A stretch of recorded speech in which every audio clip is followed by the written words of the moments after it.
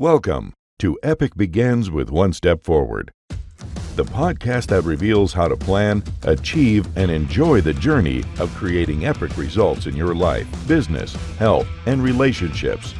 Here's your host, best-selling author and motivational speaker, Zander Sprague.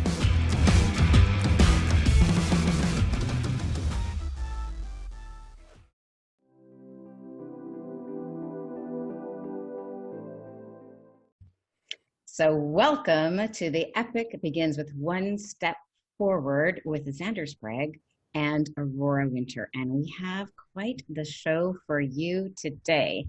This is an amazing topic, epic, unexpected. Whoa, so hold your hat for that.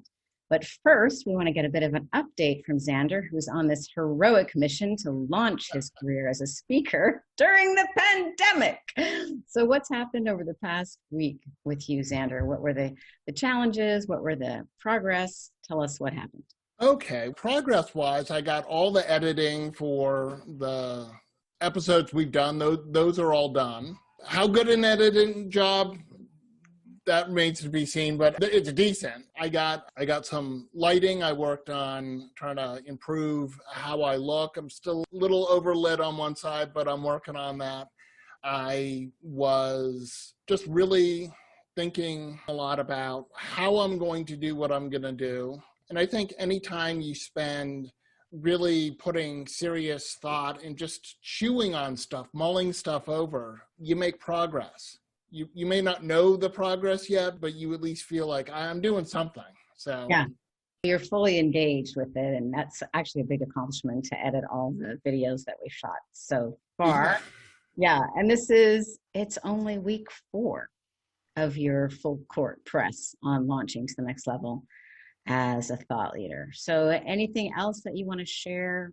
Things that worked, things that didn't work, tips for people who also want to launch as a speaker, author, coach, mentor like you, follow in your footsteps? I think keeping in mind that forward progress is progress, and it may not always be in the leaps and bounds that you hope in a given week, but if you just are consistent, you will get there. And oftentimes you're not really aware of what those benefits are until later on. It's like with exercise. You may be lifting weights or doing cardio or something and think, I don't really feel like I'm making a difference. But then later on, you discover that let's say you're doing a lot of cardio and then someone invites you for a hike, and then you find that you're not nearly as winded as your friend who asked you for the hike because now your cardio is better. What I really admire about you, Zander, is that you're in action. Like so many people, they end up agonizing in their office, not taking any action. They're only imagining all the things that could possibly go wrong. But when you're in action, like you said, you discover new opportunities, you shift course a little bit. And this topic for today, Epic Unexpected, actually was something that you added because you had a download about it. And I think this is such a great topic. Right now we're dealing with the pandemic, but you've had some epic unexpected events in your life. What happened? On December 9th, 1996, my older sister, Lucy, was murdered. And there were many things I thought I might deal with in my life, but murder really was not one of them. My sister, Lucy, was a second-year law student at John Marshall Law School in Chicago. She was in her apartment studying for an exam. A maintenance worker who assumed that she wouldn't be there, and that was not necessarily a bad assumption because she wasn't there. She usually left at 7 in the morning, was back 6 or 7 at night because she was at law school. But we think he let himself in to do a robbery. They confronted, he found her there, he panicked, he strangled her, killed her, jumped out her 4th floor window to a 2nd floor roof. The police had him right away. There was never any question as to who did this.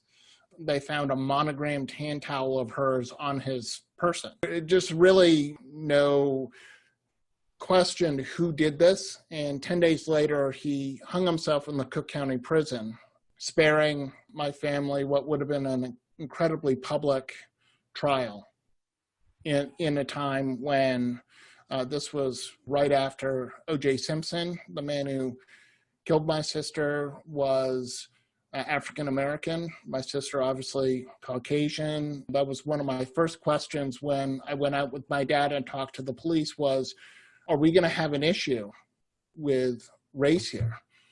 And they assured me that we wouldn't. But yeah, I honestly didn't, that was not something that I ever expected No, to deal with in my life.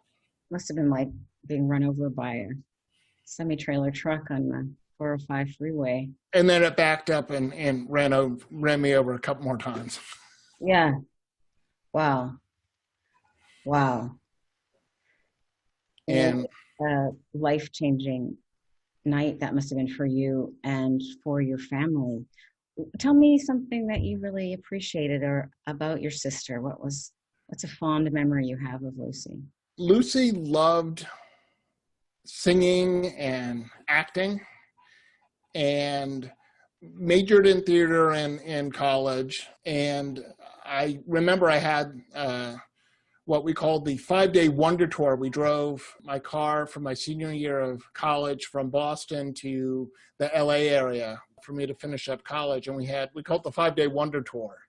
And so we had countless hours for the two of us to talk in the car. And I remember I said to her, I said, I know how much you like acting. Why did you never really pursue it when it's your passion? And she said, I realized that I love that, but I didn't want to have to go through all of the rejection that actors have to go through, where you're not right for the part. You're too tall, you're too short, you're not the right look, your accent isn't right, you're any number of things. Aurora, you were in the movie industry, Yeah. You know, it's brutal. And she said, I don't think that I have the wherewithal. But getting back to your question, she wanted to be either a district attorney or a public defender. And I could totally see her using her theatrical skills to sway a judge or a jury with that skill set. So it was like using something like saying, here's something I'm really passionate about. The logical step is here, but I'm going to use it over here and probably use it quite effectively. So she's a little bit like you because you like performing and you love public speaking. You're not afraid of the mic. Give me the mic. Absolutely. Yeah. And what was it like when you grew up, when you were kids? Were you were you like best friends, or were you like arch enemies? Or tell me something from your childhood. We were pretty close. We were 2 years apart, and Lucy was not athletic. I like to do stuff, but we definitely had lots of fun. When I think back to my childhood, lots of fun playing games and making up stuff. We were lucky enough to grow up in a great house with a huge yard that backed up to a town forest. So we had lots and lots of area that we could go play in, and there were lots of adventures. Now that we have a bit more of a sense of who Lucy was and your relationship, so what were the first couple of days like? That is such an epic, unexpected event and crushing, not only a death, but a murder. Yeah.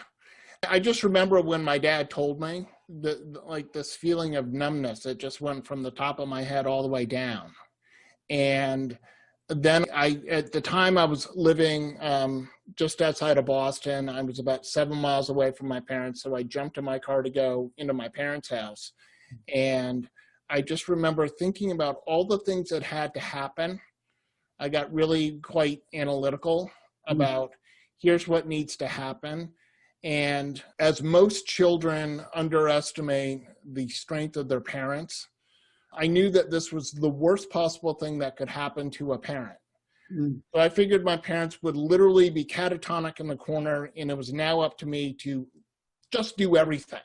Right. Luckily, my parents were, although very devastated, and perhaps all of us somewhat catatonic, not so much so that they weren't fully engaged in what needed to happen. But those first couple of days, honestly, were like a vivid blur.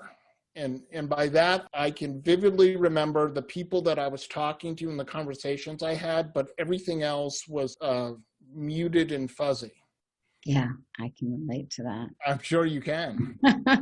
We'll get to your epic unexpected in just a few. We'll get there a little minute. So how did it change you? I know I didn't know you before Lucy was murdered, but I know you as just about the most enthusiastic person I've ever met, and so full of good cheer. How did Lucy's death contribute to the person that you are today, which is someone who's very enthusiastic and also someone who wants to help others, who does help others in so many ways? I think really part of it was I had a moment of clarity on the Massachusetts Turnpike in Brighton. And I remember exactly where I was, where I figured out that I alone was going to have to figure out how to get through this. Even though I had fabulous support from my family and friends, ultimately I was the one who had to walk this journey. Someone else couldn't do it for me. And I think I also had probably about 2 months after Lucy was murdered, and I don't know how I did it, but I let go of the why did this happen? Because I think oftentimes people they get stuck there, and it's a dog chasing its tail. I'm never going to have the answer as to why Lucy was murdered. Yeah. The bottomless pit, that question. It is. And it's a vicious circle and people get stuck there. Yeah, they do for decades, sometimes for decades. There was that freeing of saying, I'm not going to know. And although it bothers me, I would love to know. I am not going to know while I'm here on earth. Freeing myself from that was quite liberating. And I also realized that I was just a little busier because I had work I had to do on Lucy's behalf. And it really led me to writing my book about sibling loss and doing the work I do with grieving siblings and stuff, because I didn't want to, I felt really alone, and yet I really wasn't alone. Yeah.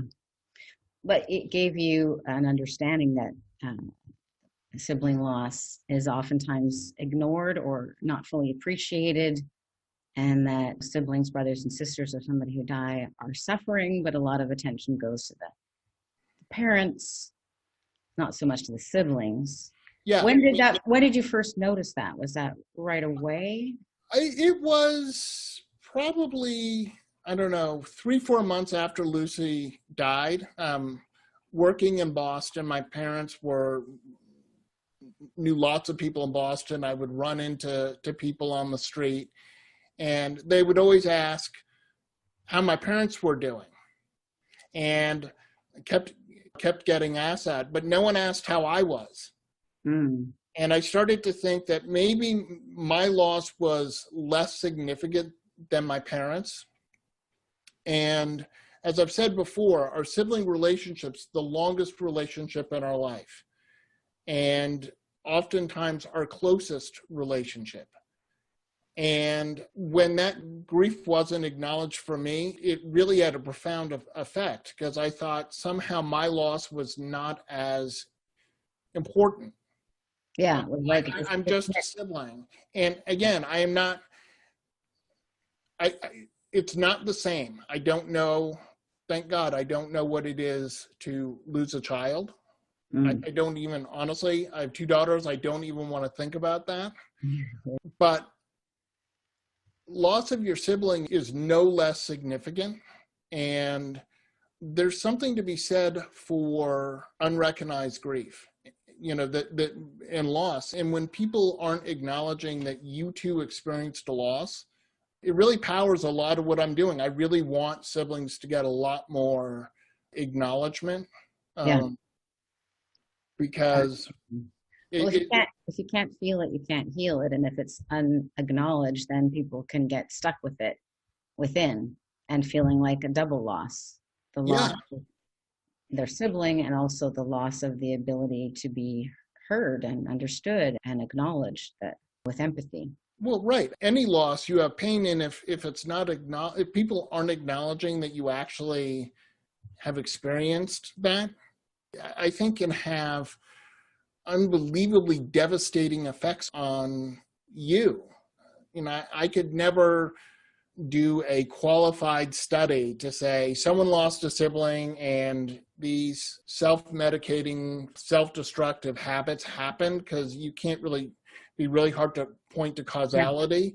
Yeah. However, anecdotal evidence from my work is that lots of the people I've worked with do that unacknowledged grief and loss is really quite devastating to their life.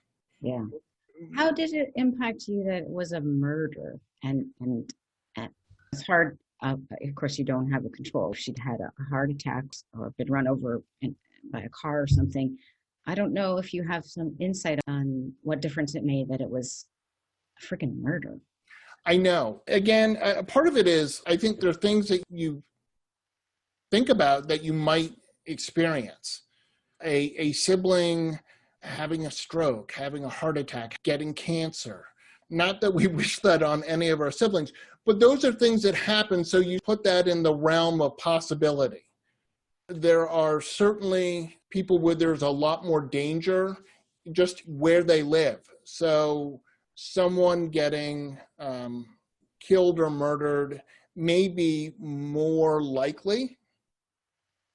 I don't say likely, but not a completely out of the realm. Mm-hmm. My mom and Lucy picked an apartment building that had a 24-hour doorman and was supposed to be safe.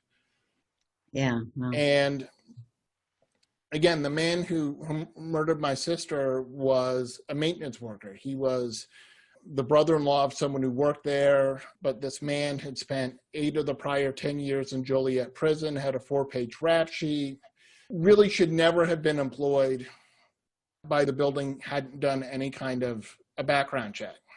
Wow. And I know forgiveness is a key element of recovering, not condoning, of course, but I'm just wondering, were you able to forgive the murderer in the sense of giving up the hope for a different or better yesterday? Not in the sense, of course, not okay. He died the same way that Lucy did. So there's some karmic evening of it. Right. And my father was a judge in Massachusetts. So I was really familiar with how the vagaries of the judicial system and how things don't always go the way you would think or hope that they would. And that was honestly, in those first 10 days, one of my biggest fears. What if we go through this trial? And as I said, there was quite a lot of press around my sister's death. I think judge's daughter murdered by ex-felon. Court TV can't write that. The trial would have been on court TV. It would have been a very public event for us. And I was worried, what if he doesn't have proper counsel? There's any number of things that could go wrong that open and shut cases, open and shut, yeah. And plus the horror for your family to have to go through the trial as well. And not even just the trial, but all of the appeals process that probably would go on. Really never, ever being able to close the circle on that. The fact that he committed suicide allowed you to put closure or some kind of closure. Yeah, no, absolutely. I'm a big fan of the Gestalt idea of closure, that a lot of times people get stuck because that circle isn't closed. And if we can close it, then they can move forward. And yeah. I can say personally that I find that to be really true, that I will never understand what happened in that apartment and why that happened. I can speculate as to what happened, but the two people who know are no longer alive. And even if this man was still alive, I doubt that he would actually tell us what happened. And he might not even be able to say what happened because he Right. honestly might not have honestly remembered. But yeah, there was to the extent of, I wouldn't say forgiveness, but I'd say I have closure on it. Closure, that's good enough. So you're not ruminating about it. A lot of people are dealing with epic, unexpected things in life. Shit happens. But It right now, we're does. dealing with the pandemic, which is a lot of epic, unexpected. So I'd love you to just talk a little bit more about how Lucy's death enriched your life in a way and sent you on this new path of service, of speaking, of writing your book, of coaching or counseling others. Tell us a little bit about that, because I think that most people don't know that there could be the possibility of a silver lining in a stormy cloud. Yeah, absolutely. I think, as I said, it put me on the path that I'm on now. I guess,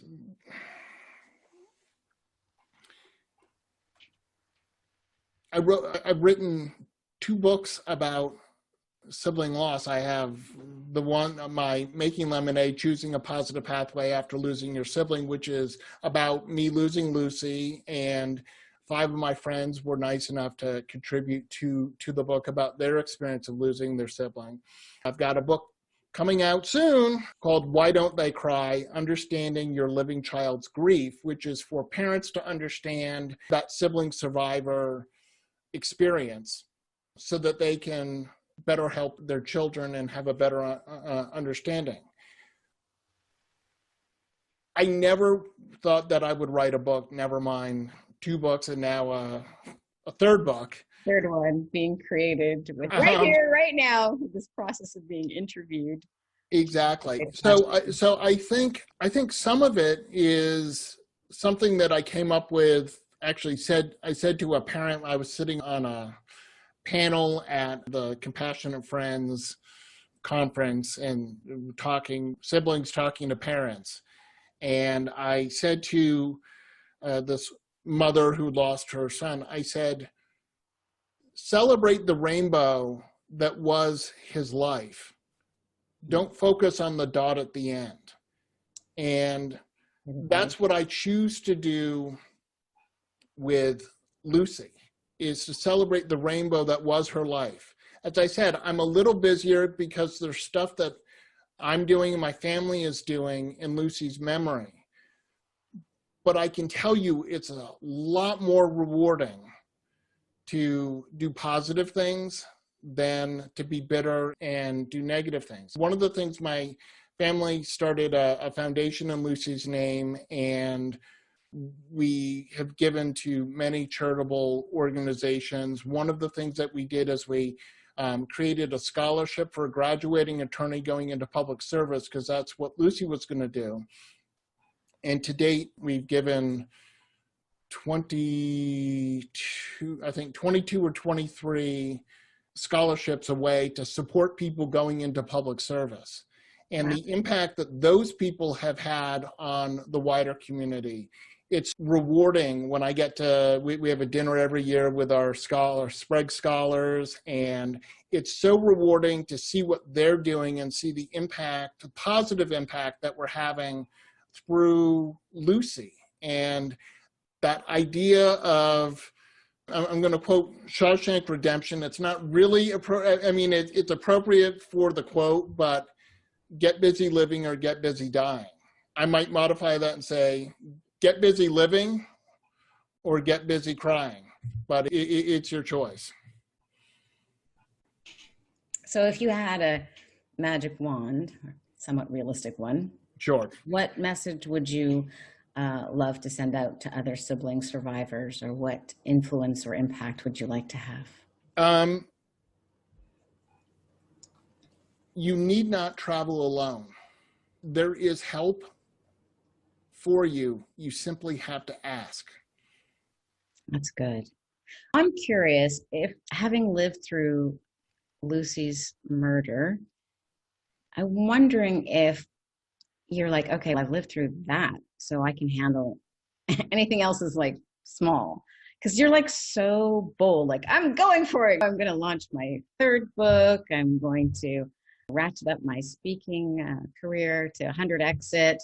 And in spite of the pandemic, you're on this heroic journey to just week by week make progress on it, really boldly going, while other people are like cowering in fear. And I'm curious if you were always that way, or if you think that having lived through something so awful as the murder of your sister, that you're like, whatever, pandemic, I can handle it. I'm still going to boldly go forward.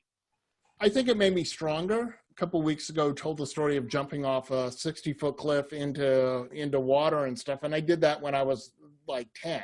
So I have liked to push myself, but I would say most definitely what I think I'm capable of is definitely a lot more since I started to work my way through Lucy's loss. And that's another thing that I think is really important, is to say, I will never get over the loss of Lucy. I am working my way through it, some days better than others, but I won't get over my loss of my sister. And people go, oh, have you gotten over that? My answer is no, I'm working my way through it. Mm-hmm. Yeah. But you're certainly on a positive pathway. Absolutely. Well, one of my mottos is choosing a positive pathway. I think choice is so powerful. And we have a choice when we experience a loss of what we want to do with that. And if we choose to celebrate the rainbow that was our person's life, mm-hmm.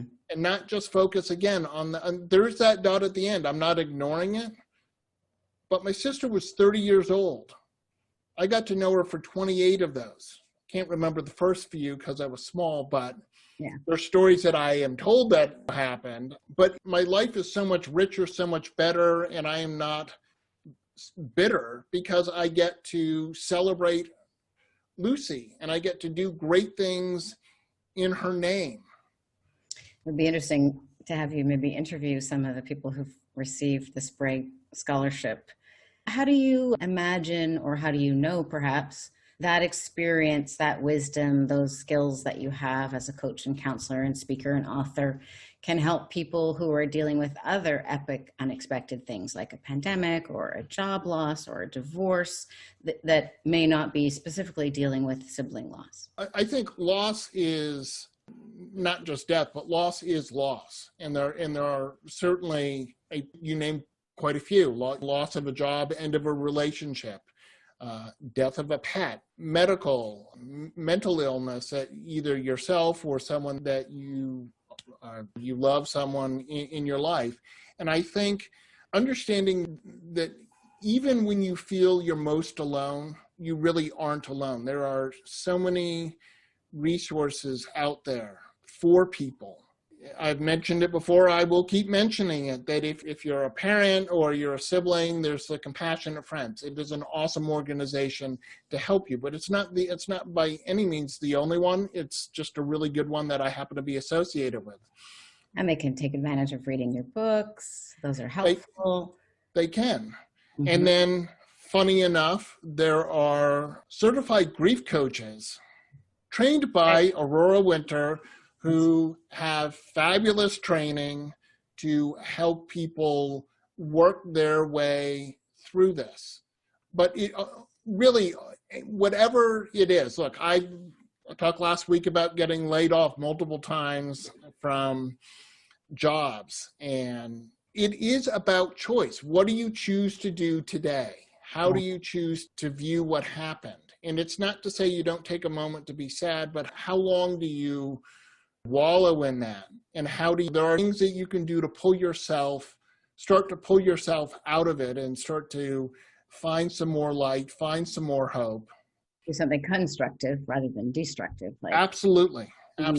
Writing a couple of books, the scholarship, all of these things. Okay, I want to ask you just one more quick question, then I'll share a little quote and my epic unexpected. Do you ever have the sense of a dream or a sense that Lucy's watching you and going, huh, I like that scholarship idea? Do you? I do. I have this interesting story, which is as I was driving to my parents' house, I was thinking about all these things, and I thought, in lieu of flowers, what am I going to do? And there was a organization in Boston called Jane Doe, which was for battered and abused women, and they helped women. And I honestly knew this very tangentially because Lucy had done a walk that they had done, and I had sponsored her. There was no way for me to know anything about it, but as I was driving, I said, well, in lieu of flowers, and I'm like, oh, donations should go to Jane Doe. And I moved past, and I got in to my parents' house, and I said, look, in lieu of flowers, I think we should have donations go to Jane Doe. And my mom's like, oh yeah, that's a really good idea. We had no idea. We had to look up in the phone book, what's their phone number? They ended up getting over $30,000 in donations in Lucy's name. Wow. Yeah. Oh my gosh. And I can only say that I think that was Lucy niggling me to say, that's what I want. Absolutely. Wow. That's cool. That is really cool. All right. I want to read a quote before I tell my epic, unexpected story. And then Zander does have some tips for you for whatever unexpected or epic, unexpected thing you're going through, whether it's sibling loss or something else. He'll have some action steps at the end. But I love Ralph Waldo Emerson. So he wrote, the death of a dear friend, wife, brother, lover, which seemed nothing but privation, somewhat later assumes the aspect of a guide or genius, for it commonly operates revolutions in our way of life. And I just love that. And what I heard from your sharing is that Lucy's death was certainly a privation and not something you wished for, but it did also operate revolutions in your life. And now you're helping others.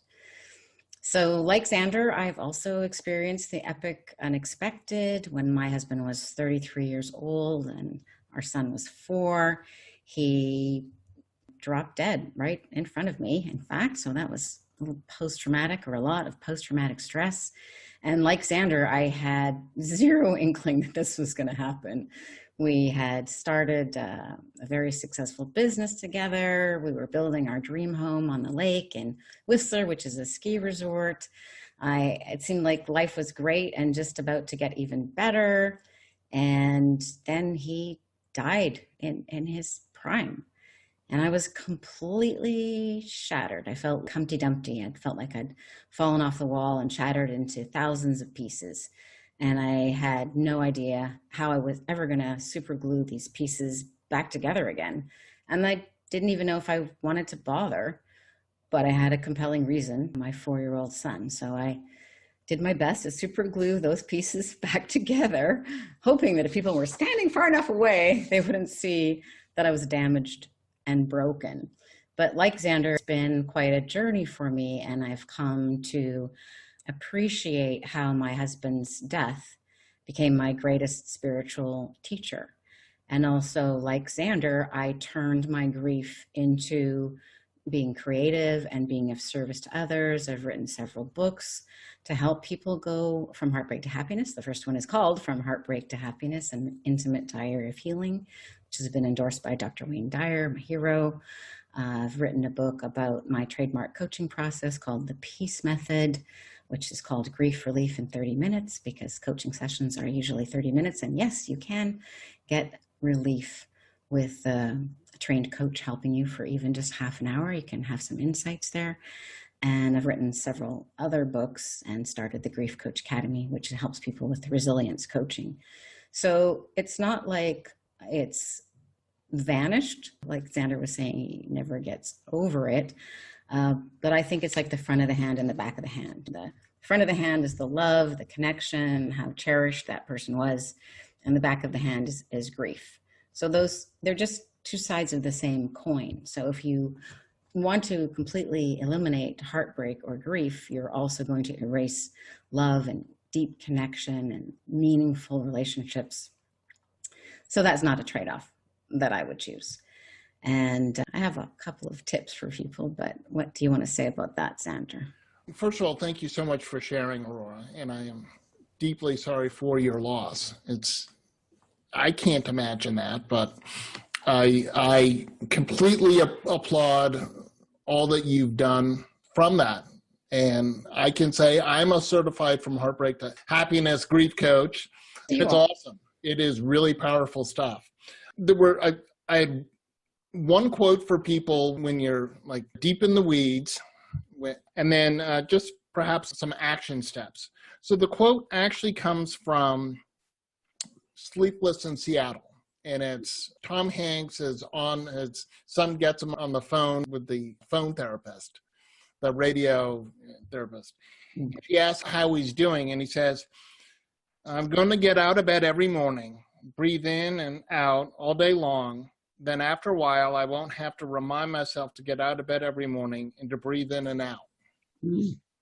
And I can absolutely relate to that sentiment, because I certainly was there where it really was breathing in and out. That's what I could do. Yeah. But through healing, you do find a way to not have to think so much about that basic need of breathing in and out.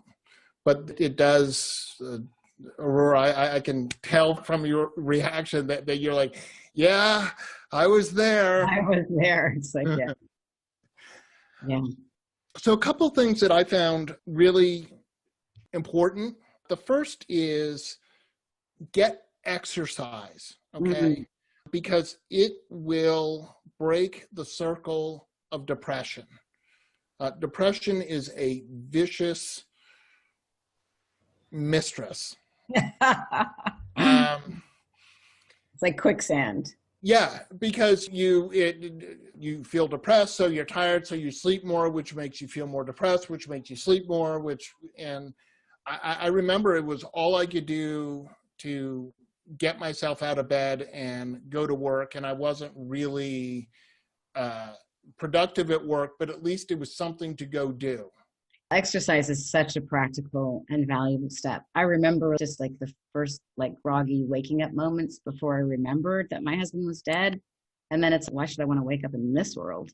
So yeah, you pull the covers over your head and it's not good. And I found that when I decided I was going to go to the gym, and it was, oh my gosh, it was so hard. I'm like, I'm so tired. I don't have the energy. But I found after 2 days of going to the gym that I had broken that vicious circle. I'd broken those chains, because funny thing, when you exercise, you release endorphins, and endorphins are our own natural antidepressant. Oh my God. They're I really want to encourage people, if you have your epic unexpected, you're feeling really tired and depressed, go get some exercise. You will be amazed at, even though it's going to be really hard while you're doing it, afterwards, I think you'll start to feel better. Breathe, and know that it will get easier. You may not see it right now. You may only see the tree bark on the tree in front of you, but know that it honestly does get easier. You find a way to have this monumental event in your life, and you find that cubby within yourself where you can pull it out and put it back in, and it doesn't take over your whole day. There are the days where you pull it out and it does take over your whole day. That's okay. That's going to happen. Even a couple of deep breaths can make a big difference. Good tip. Exactly. And the third thing I really want to say, you alluded to it, but I think it's really important, is find a creative way to express your grief.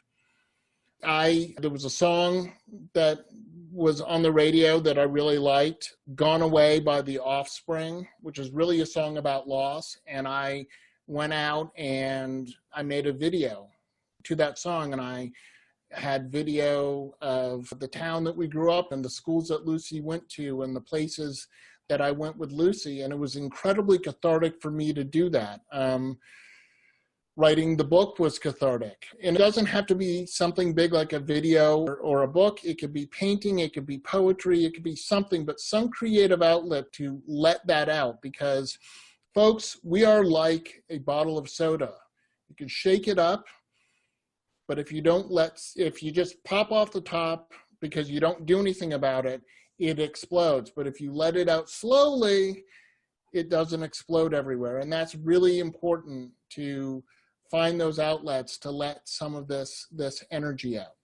So those are 3 really practical things people can do right now. So exercise, breathe, and find a creative outlet. So in a second, we're going to hear from you what's coming up next week, which I'm excited to hear, because this Epic Unexpected was like a very powerful and profound episode. We don't always go so deep, but so important, and all the light that you managed to extract from that experience, and that I did as well. Right. Both grew tremendously, and I like who I am, so that's a good thing. But if you've been listening to this podcast and you wanted to see Zander's smiling face, you can check it out on YouTube. Also, go to zandersprague.com. He's got a bunch of goodies for you there, including a PDF with some epic sayings that you'll want to print out and have on your bathroom mirror or on your fridge so that you can be reminded and be uplifted. And you can go to my website, Thought Leader Launch. That's thoughtleaderlaunch.com. And you can get your Thought Leader Starter Library, which includes an ebook by me, Aurora Winter, training videos to help you create your $1 million message, and an audiobook also by me, Aurora Winter. So check that out. It's at thoughtleaderlaunch.com. And again, go to zandersprague.com and grab those goodies. And that way you'll also get notified when his new book is coming out, and you'll be sure to get the best prices for everything that he's up to, and the live streaming and all this and that. And also, again, you can check out, if you want to see his face, go to YouTube, and then you can see him and me as well as listen. So anything to add to that before you let us know what we're going to be talking about next week? The only thing I want to say is I have a feeling that we may have more episodes on Epic Unexpected. I don't know right now, but I have a feeling it's such a juicy subject that I have a feeling that you and I are not quite done. I like that, because I did have a lot of content that I could have offered. I have all my notes here, but I really wanted to hear more about Lucy and that experience. And I'm sure you have a lot more to offer as well. Yes, so let me just wrap this up by quoting Leonard Cohen. Seems appropriate. Okay. He's a legendary Canadian singer and poet, and he wrote, "There is a crack in everything. That's how the light gets in." And that gives me chills. So signing off, this is the Epic Unexpected version of Epic Begins with One Step Forward. And I'm Aurora Winter.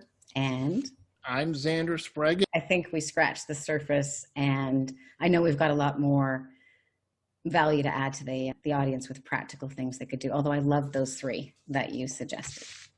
All right, over and out. All righty, have a great one.